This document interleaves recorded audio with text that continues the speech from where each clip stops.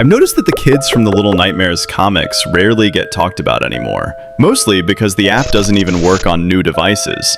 So I thought, why not dive back into those stories now that Little Nightmares is trending again? But before we jump in, make sure to like the video. It really helps out a friend.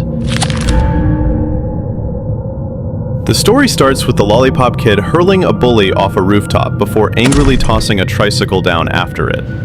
Not long after, he's chased by the other bullies and hides beneath a desk in an empty classroom. When they split up to look for him, he strikes back, smashing their porcelain heads one by one with his oversized lollipop.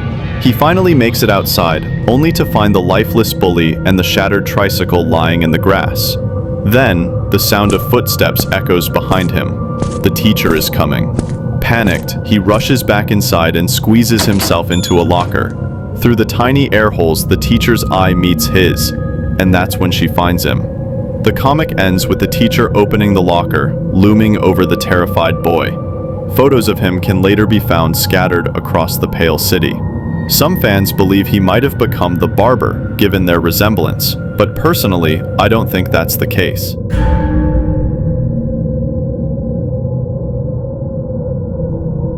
Her story begins with a girl with braids desperately digging into the floor of what looks like her prison cell. Suddenly, a loud noise echoes from her cell door. A faint blue light seeps in from below, and a shadowy figure appears. Then, a spoon slides under the door. She grabs it and starts digging again, faster this time, determined to escape. But the spoon breaks. Moments later, another one slides under the door. She carves a tally mark on the wall and keeps digging. Over time, her cell walls fill with tallies and broken spoons, signs of countless failed attempts. Finally, she reaches the source of the blue light and breaks through the floor, only to find herself back in her own cell. The door creaks open. She steps out into the hallway, confused, her footsteps echoing in the silence, unaware that the doctor is crawling on the ceiling right behind her. The comic ends there, with her fate unknown. Though the girl doesn't appear in Little Nightmares 2, a room similar to hers can be found hidden in the hospital.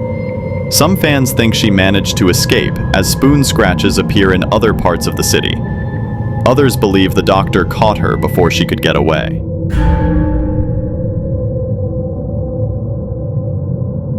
His story begins from a first-person view, inside a crumbling apartment somewhere in the Pale City. He's scavenging through a pile of dirty plates, pulling out a small piece of food, his only meal. Then, out of the corner of his eye, he spots two viewers glued to their televisions, completely motionless.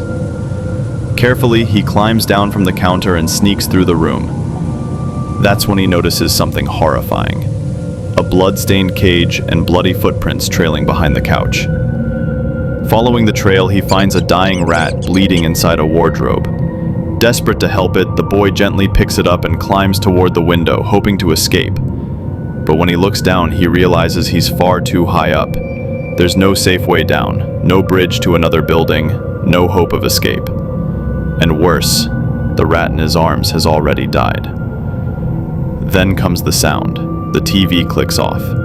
The room goes silent, and the viewers turn their heads toward him. The story ends there, moments before they attack. Interestingly, in the hospital's concept art, there's a sketch labeled Experimental Children. In the lower left corner, you can see a child who looks strikingly similar to the ghost child, maybe hinting at what happened to him next.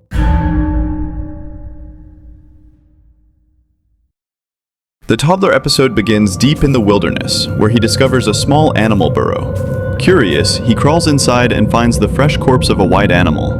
Without hesitation, he begins cutting pieces of meat from its body and stores them in his knapsack. As he starts to climb back out, the ground erupts. Several clawed hands burst through the dirt, grabbing at him, dragging him deeper and deeper into the darkness. Then suddenly, he wakes up, gasping. It was all just a nightmare. Shaken, he scrambles out of the burrow and runs until he collapses beside a tree to catch his breath. That's when he hears it, a distant shriek. Following the sound, he comes across an old outhouse. As he investigates, a nearby television flickers to life behind him. On the screen, The Thin Man slowly begins to emerge. The toddler turns toward it, frozen in place. He reaches for the bandage covering his eyes and starts to unwrap it. Then, a scream, and he's gone, pulled into the television, never to be seen again. Some fans believe the toddler might actually be a younger version of the janitor. Both share the same covered eyes, and being taken by the Thin Man could explain how he became one of the residents, just like what happened to Six. And honestly, that theory makes a lot of sense.